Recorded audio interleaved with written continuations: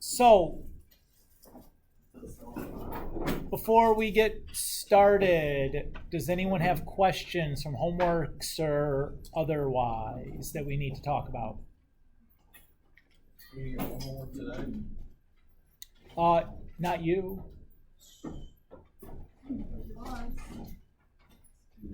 Makes me happy.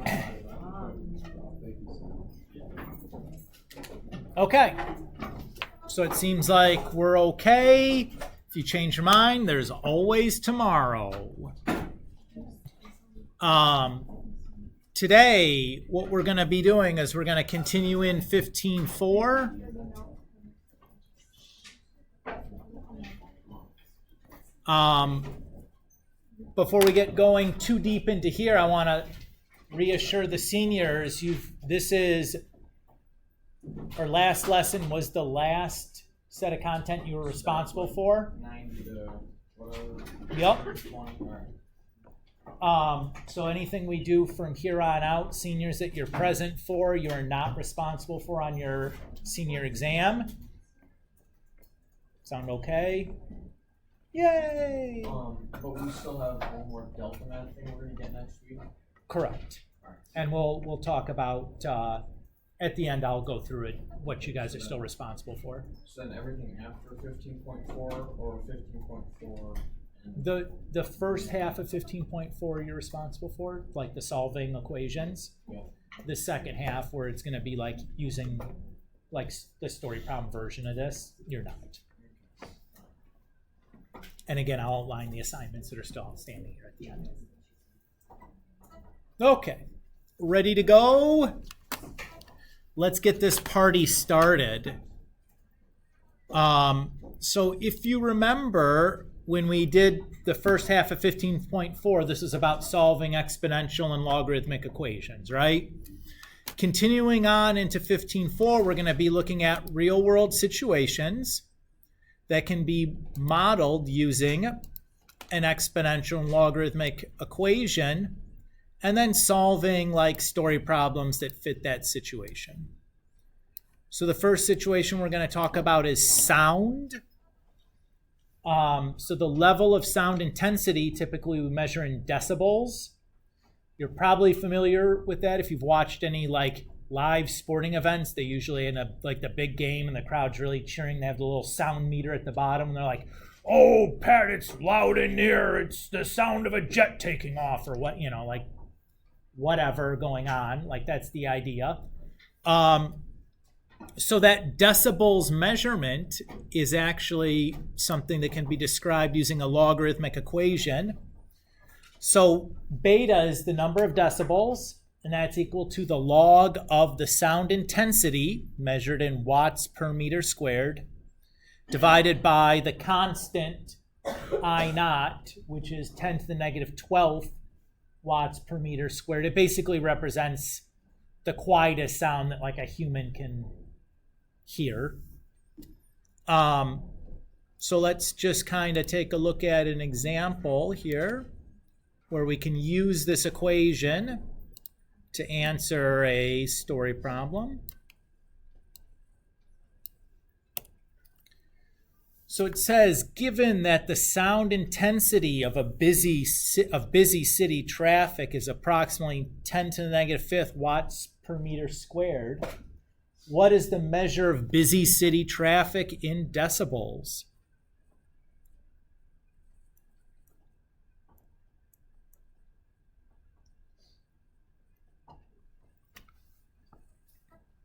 So it wants the measure in decibels. That's going to be the beta. We're told the sound intensity is 10 to the negative 5th. That's my I.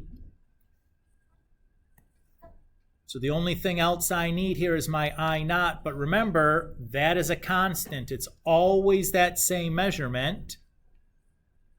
So we've got everything we need now to fill in because we have all but one letter.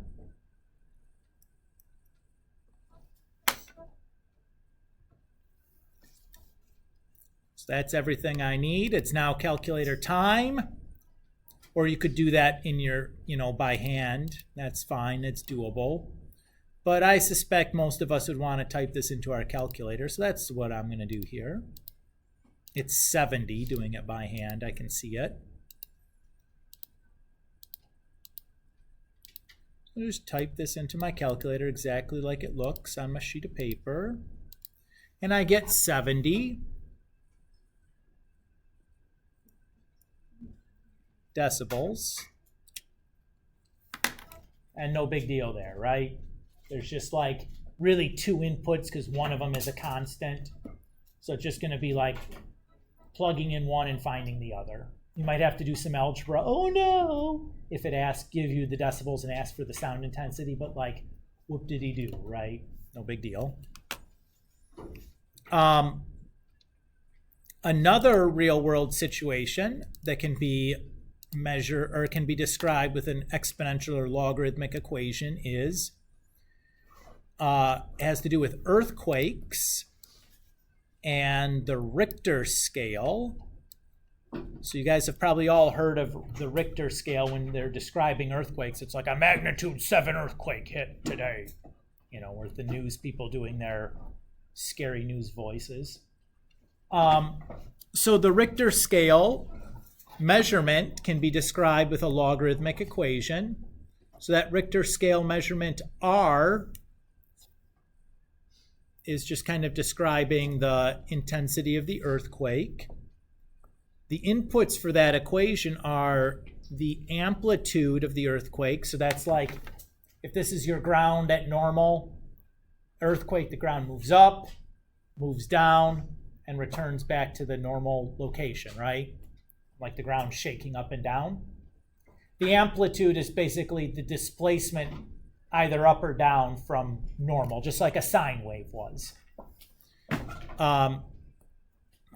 T is the period.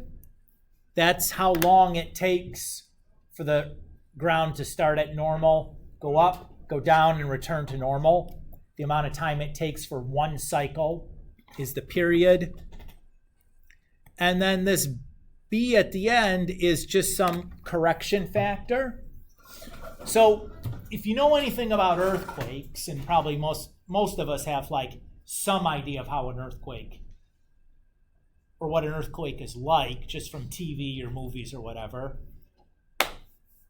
The place where the earthquake is the strongest is at its epicenter, right? Right at the point of the earthquake. Now, when we go to measure earthquakes, we don't know when or where an earthquake is going to happen. So the likelihood of having the instrumentation you need to measure the earthquake at the site of the earthquake, basically zero, right? And the further you get away from the earthquake, the less intense that earthquake is, right? So that B at the end is like a correction factor because our instrumentation is not at the earthquake. It's going to be measured some miles away. So what we've done is you take a couple different measurements from different distances and see how, the level of measurement you get. And you can create like a correction factor. It's like, okay, if this was at the epicenter, I should add this much more intensity to it. So that's what the B is at the end. Everybody's okay with that idea? So it's like a correction factor because our little thing with the lines, is never at the site of the earthquake. So let's do an example now.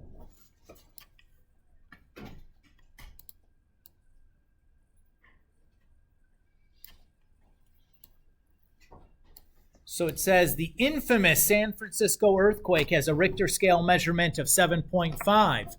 How many more times severe was the most severe earthquake ever recorded? The 1960 Chilean earthquake that had a Richter scale magnitude of 9.5. So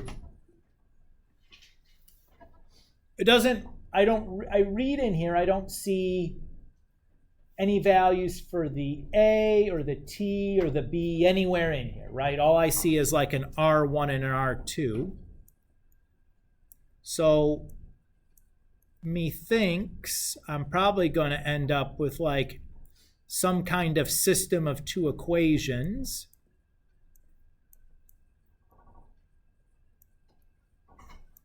So let's start by just kind of recording that. Because I have a value for R1 and I have a value for R2. And then what is it really asking for? It says, how many times more severe was the most severe earthquake? So of these pieces, the one talking about the severity is probably the amplitude, right? The more like up and down things are moving, I would expect the more damage to be getting. So what we're really looking for, if we want to know how many more times severe this was, what we really want to find is the ratio of the Chilean intensity to the San Francisco intensity. So that's what we're going to be trying to solve for, is A2 over A1. We may not actually be able to figure out what A1 and A2 actually were, but we're not asked that. We're just asked for like the ratio of them. Is everybody okay with that? All right. So let's say we're going to try to solve this system. So I'm just going to take like equation 2 and subtract equation 1 from it. Like we're going to do a elimination or something.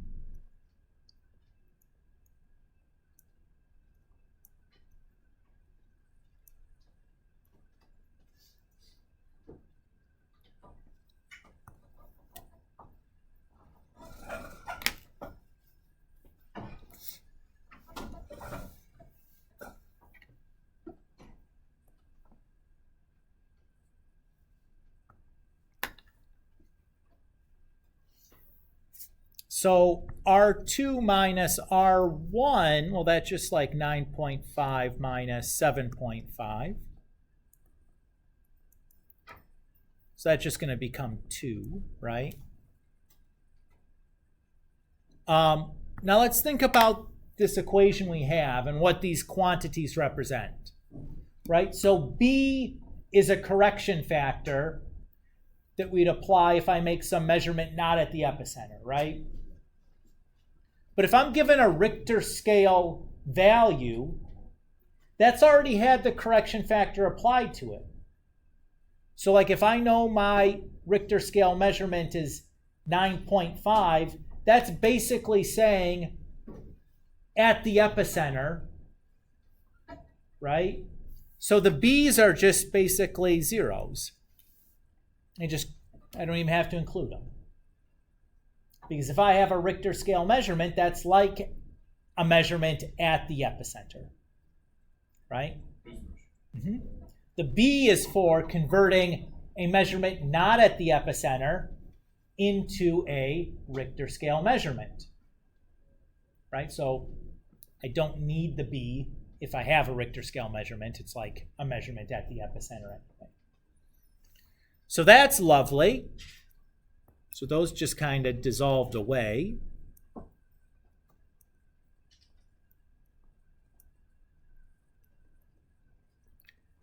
Now, if I look what I have now,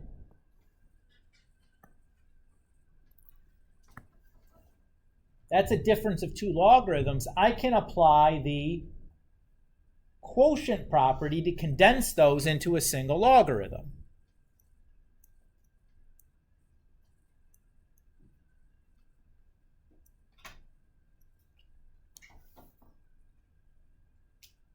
Everybody's okay there? And I know that dividing two fractions is like multiplying by the reciprocals. So I'll just rewrite it that way. So I'm doing pretty good now. I see that I have an A2 over A1, which is what I'm eventually going to need to get by itself. So I'm doing all right. Let's think about this these t's, the periods, right? So again, the period is the amount of time it takes for the ground to like start normal, move up, move down, and then return to normal. Do you think that's going to be a long time or a really quick time? What do you guys think? You've seen earthquakes on TV or a movie or something, right? When the ground is shaking, is it like slow like an elevator moving, or is it like really fast? It's really fast, right? So we're going to make an assumption here that because we assume these values for t are going to be really small, any potential difference between them also is going to be really small, right? So if t1 and t2 are basically the same number, we'll just cancel them. Is everybody okay with that idea? And it should make sense. It's like, okay, I'll buy that, Mr. Kulik. So now we just have 2 equals log of a2 over a1. So to get the a2 over a1 by itself, I need to cancel out that logarithm. What cancels out a logarithm? An exponent base. Very good. Which exponent base would I want to cancel out this logarithm? What's that? You mumbled something. Okay, that's okay.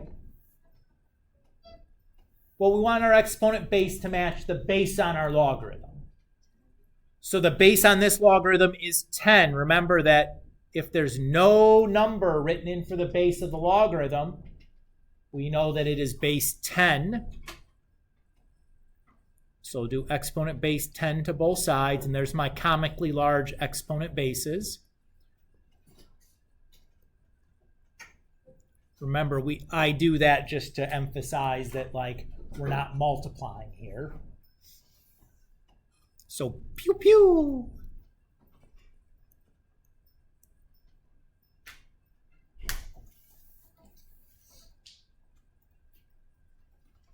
So we would say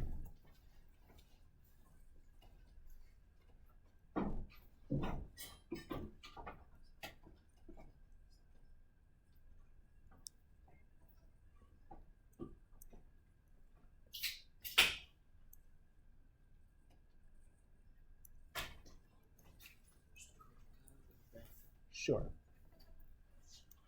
So we would say then that that Chilean earthquake was 100 times more intense than the San Francisco earthquake.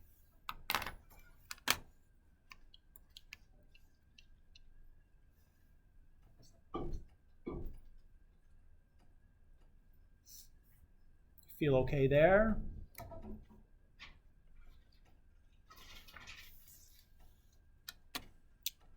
Okay.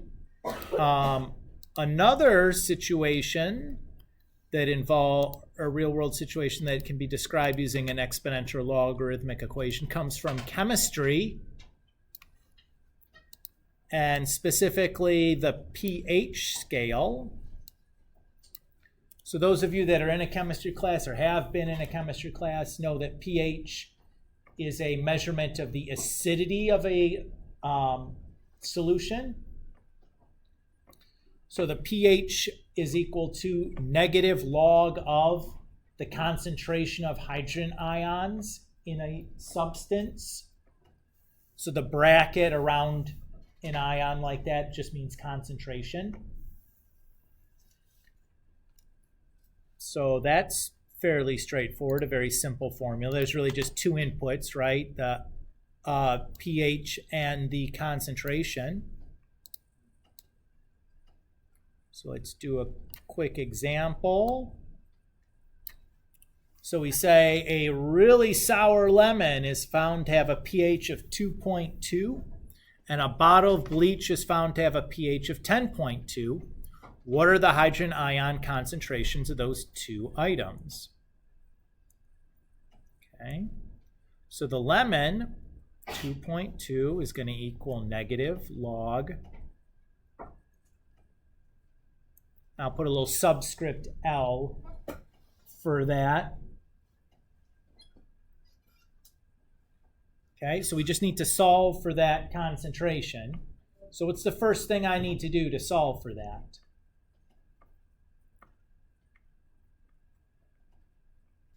right? That this guy is basically like my variable. What do I need to do to get that guy by itself?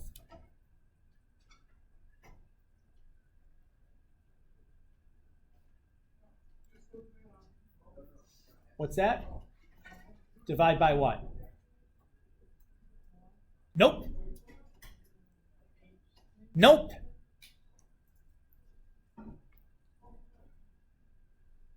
Divide by something, though. Or multiply. So to solve a logarithmic equation, I have to get that log piece by itself, right? What is in front of that log piece right now? A -1, right? So that's what I would want to do first, is divide both sides by -1 or multiply by -1.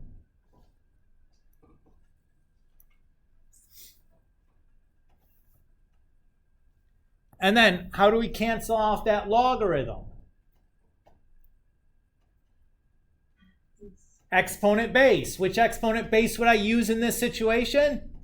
10, because I recognize that this is log base 10. That's not big enough. Go big or go home. You know?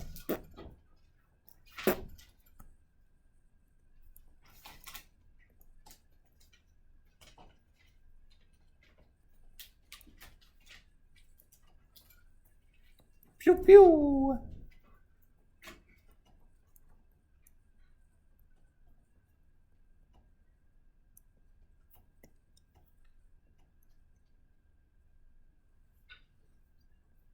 So the concentration of hydrogen ions in my lemon is 10 to the -2.2. You could type that in your calculator and get a decimal out of it.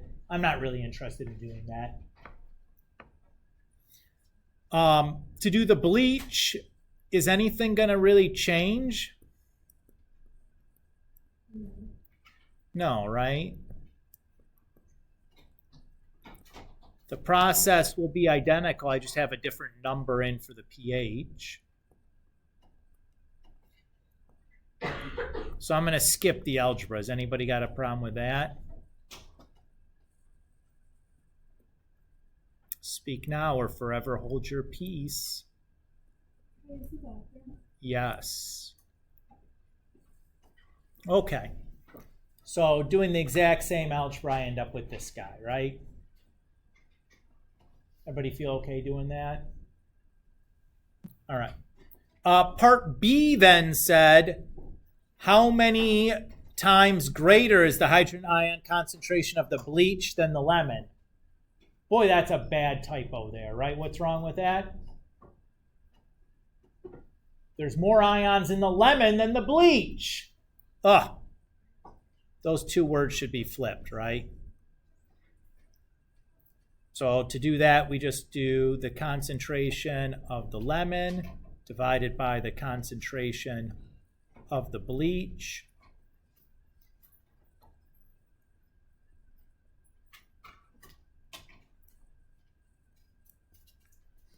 So that gives me 10 to the 8th, which is like a 1 with 8 zeros after it. So I think that's 100 million times. Woo! That's one sour lemon.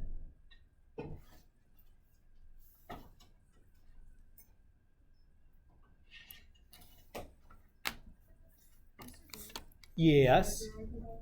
What's that? For sure.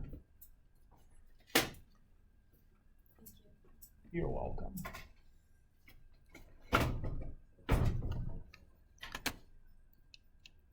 All right. One more situation to talk about.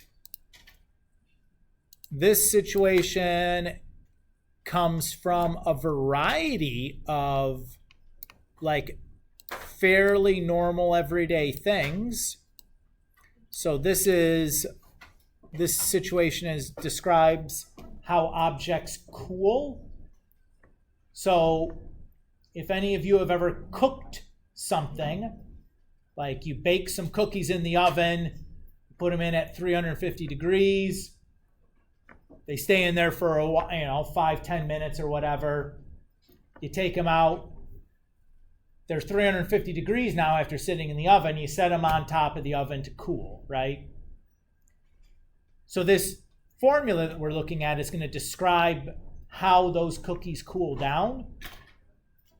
Or you could do the reverse thing. You go to the store and you buy yourself some soda pops.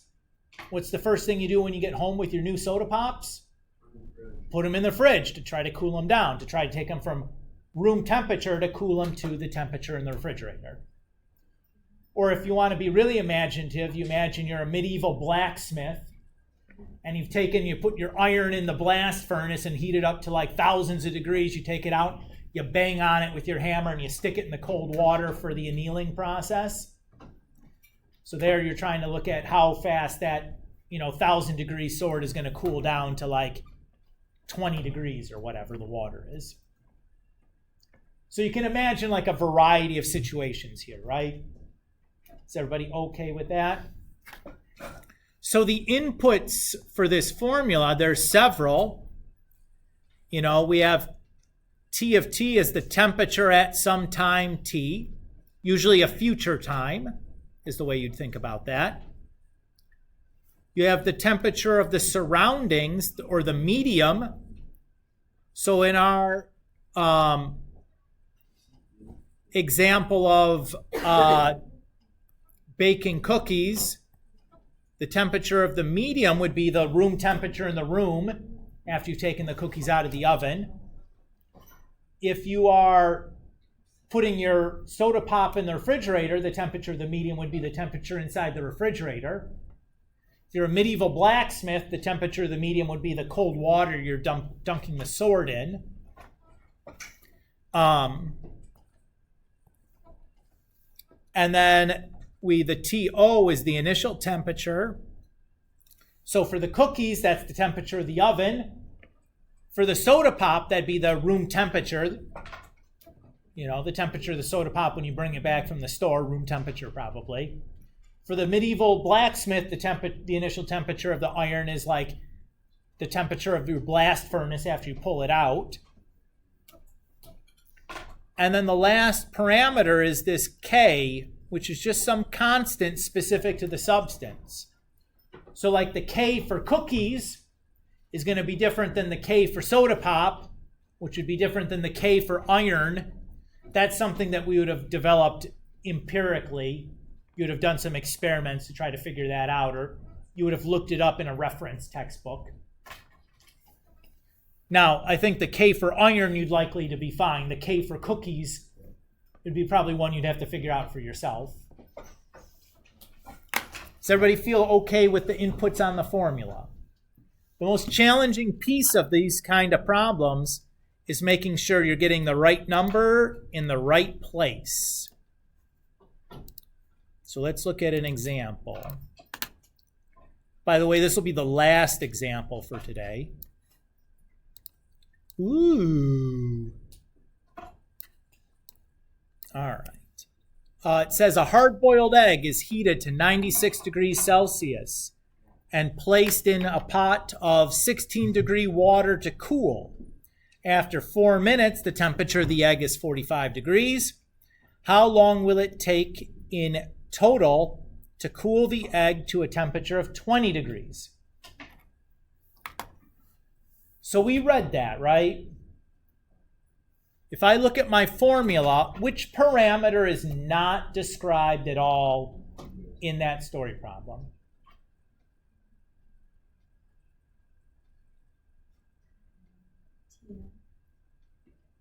Nope, not TM. It's the K. Is there any reference to a constant in there? So that's going to be my first order of business. I'm going to have to find the K. To do that, I'm going to need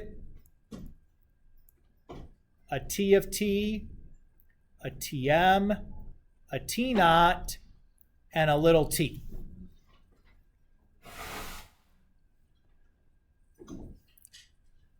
Is everybody okay with that? So remember that T of T is like a future temperature. Well, let's start easy, actually. let's start with the TM. The TM is the temperature of the surroundings. So what is the temperature of the surroundings when we're cooling the egg? What temperature in this problem is describing the temperature of the surroundings as the egg is being cooled? So the number I'm looking for from the example. The 16 exactly, yes. Because that's where we're putting the eggs in cold water. Okay. The TO is the initial temperature of the eggs. How hot are the eggs at the very start?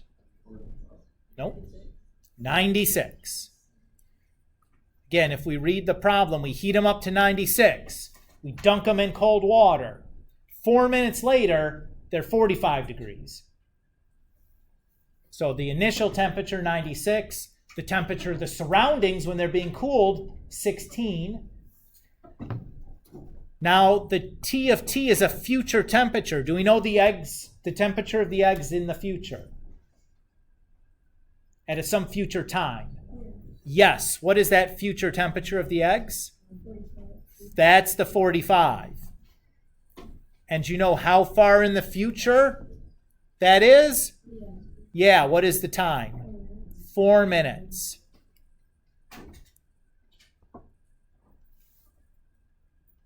Is everybody okay with how we figured that out? So now I'm going to take my formula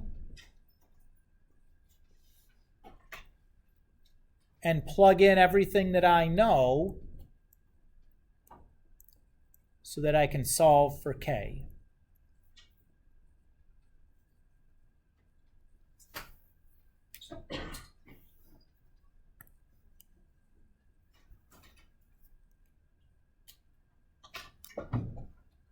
So far, so good. First step to solve for K should be to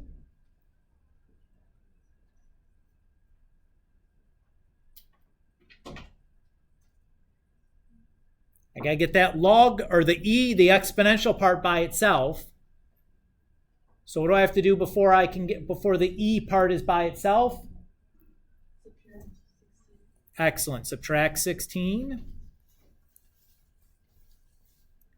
And then at the same time, 96 minus 16 is just 80.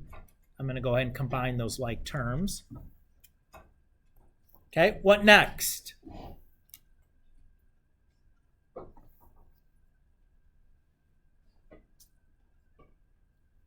Is the E part by itself yet?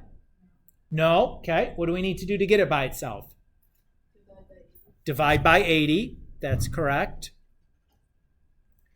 Now, I acknowledge that like 29 divided by 80 is like some decimal. I could type that into my calculator, but I'm not going to bother because this all is going to go to my calculator at some point. I'd rather just leave it as a fraction. I have to muck around with like who knows how many decimal points. Okay. Now the E part is by itself. Notice that E is an exponent base. What do I have to do to both sides of an equation to cancel an exponent base? I need to use a logarithm. Very good. Which logarithm should I use to make this as efficient as possible? Nope. What? Nope. Nope. I want my log base to match my exponent base. So I want log base E. Remember, we have a special name for log base E. What is it? It's ln. ln is the special name for log base E.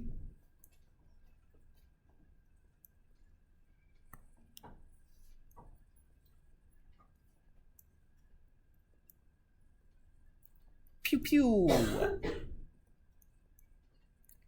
And again, I acknowledge that the natural log of 29 over 80, that's just a decimal. But I'm not going to type into my calculator yet because I'm just going to do it all in one shot rather than have to muck around with a bunch of decimals. So last step to get the K by itself is to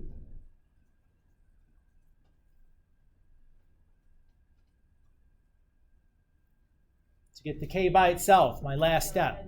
divide by -4. I'm going to write it as times -1/4 because I think it's a little bit easier to get that in the calculator correctly, because I don't like dividing when I also have a fraction in there. It's easy to make a mistake there, so I'm going to write it that way.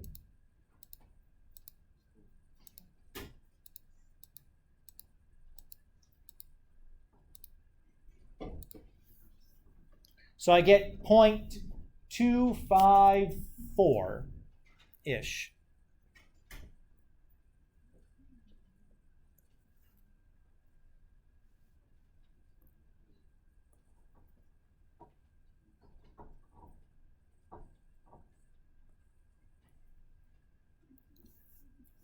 Everybody feel good so far?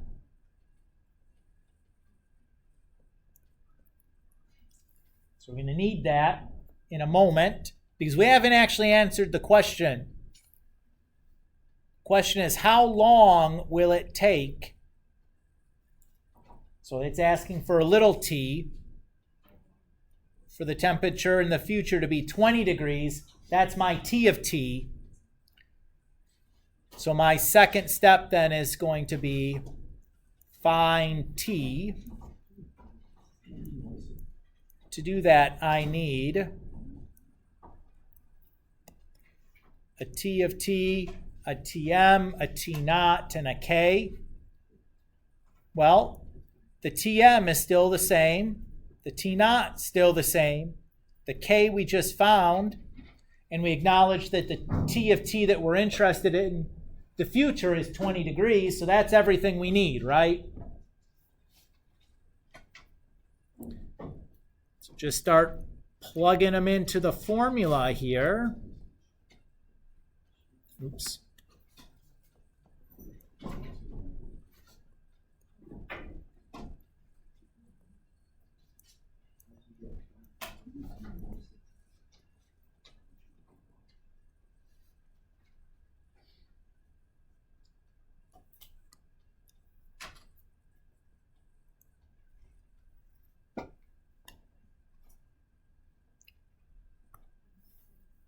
Everybody feel pretty good? Notice the algebra to solve this is going to be identical, right? So we'll just subtract the 16. And then 96 minus 16 is 80 still. Divide both sides by 80.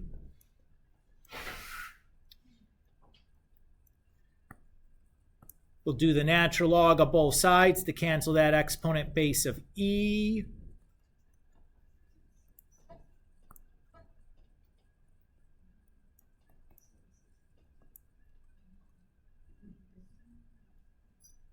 Pew pew.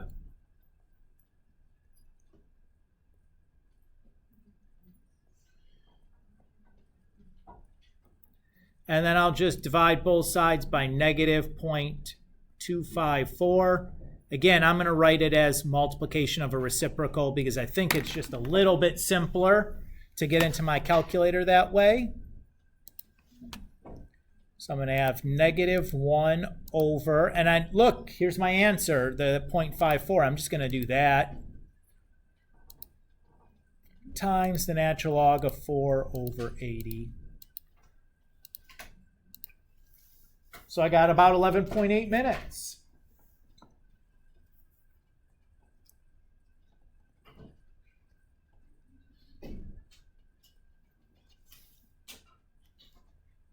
Everybody's okay with that?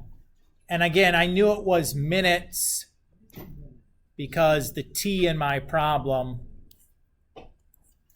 was minutes. So those units should match. Okay. So assignment summary. So for Sunday, which is the 13th, we have the chapter 15 Delta Math number 1, the chapter 15 PS number 3, which was 37 to 130, I think. To do the following Sunday is going to be chapter 15, problem set number 4, which is going to be 131 to, this is the new stuff, 138.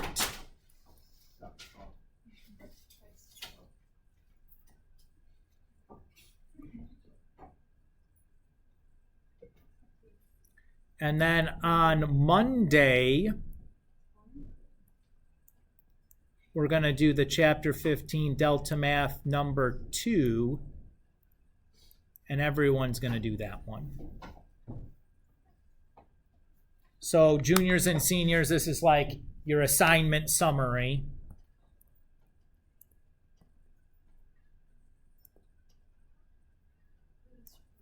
Yes. So on Delta Math, there's currently like 2 sections of Delta Math that say they're both due Sunday night, this Sunday night.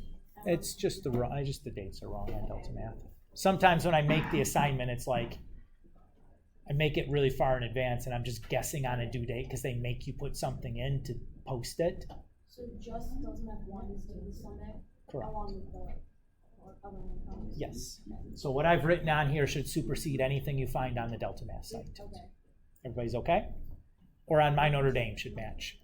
Just to clarify, so since like seniors have like those 2 like homework assignments that we discussed last time, we only have to do like one of those 3. Everything, and we only have to do one of the 3 that's assigned to everything. That's correct. Okay, as well. Yes. Thank you. You're welcome.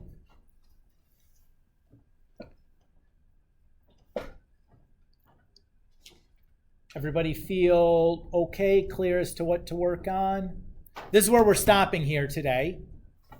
A whole bunch of homework's been dumped on you in the last couple of lessons. This is me trying to slow things down to make sure that we don't pile this up too badly and give you some time in class to like continue to whittle down or whittle away at these things.